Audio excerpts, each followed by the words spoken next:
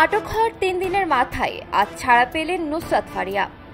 বৈষম্য বিরোধী আন্দোলনে রাজধানীর ভাটারা থানার হত্যাচেষ্টা মামলায় গ্রেপ্তার ঢাকাই সিনেমার আলোচিত নায়িকা নুসরাত ফারিয়ার জামিন আজ মঞ্জুর করেছেন আদালত। মঙ্গলবার ঢাকার চিফ মেট্রোপলিটন ম্যাজিস্ট্রেট আদালতের বিচারক মোস্তাফিজুর রহমান আসামি পক্ষের আবেদনের পরিপ্রেক্ষিতে তার জামিন মঞ্জুর করেন। আসামি পক্ষের আইনজীবী মোহাম্মদ ইফতেখার হোসেন এ তথ্যটি নিশ্চিত করেছেন। এদিন সকাল 9টার দিকে নুসরাত ফারিয়াকে আদালতে হাজির করা হয়। তাকে ঢাকার সিএমএম আদালতের হাজতখানায় রাখা হয়েছিল। এর আগে রোববার দুপুরে থাইল্যান্ড যাওয়ার সময় রাজধানীর হযরত শাহজালাল আন্তর্জাতিক বিমানবন্দর থেকে নুসরাত ফারিয়াকে আটক করে ইমিগ্রেশন পুলিশ। পরে তাকে ভাটারা থানা পুলিশের কাছে হস্তান্তর করা হয়। এরপর জিজ্ঞাসাবাদ শেষে রাজধানীর ভাটারা থানার একটি মামলায় গ্রেপ্তার দেখানো হয় নুসরাত ফারিয়াকে। সোমবার তাকে কারাগারে পাঠানোর আদেশ দিয়েছেন আদালত। সোমবার সকাল 10:30টার দিকে রাষ্ট্র ও আসামি পক্ষের শুনানি শেষে এ আদেশ দেন ঢাকার মেট্রোপলিটন ম্যাজিস্ট্রেট সারা ফারজানা হক। এদিন সকালে তাকে ঢাকার সিএমএম আদালতের হাজতখানায় আনা হয়।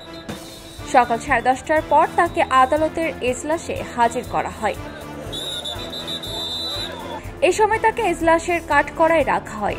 শুনানি চলাকালে কাঠগড়ায় নীরবে দাঁড়িয়েছিলেন নুসরাত ফারিয়া। পাবলিক প্রসিকিউটর ওমর ফারুকি নুসরাত ফারিয়াকে ফ্যাসিস্টের দোসর বলে আখ্যা দিয়ে আদালতে শুনানি করেন। শুনানি চলাকালে চোখ মুছতে দেখা যায় নুসরাত ফারিয়াকে। এই সময় তাকে কারাগারে আটক রাখার আবেদন করে মামলার তদন্ত কর্মকর্তা। অন্যদিকে নুসরাত ফারিয়ার জামিন চেয়ে আবেদন করে তার আইনজীবীরা।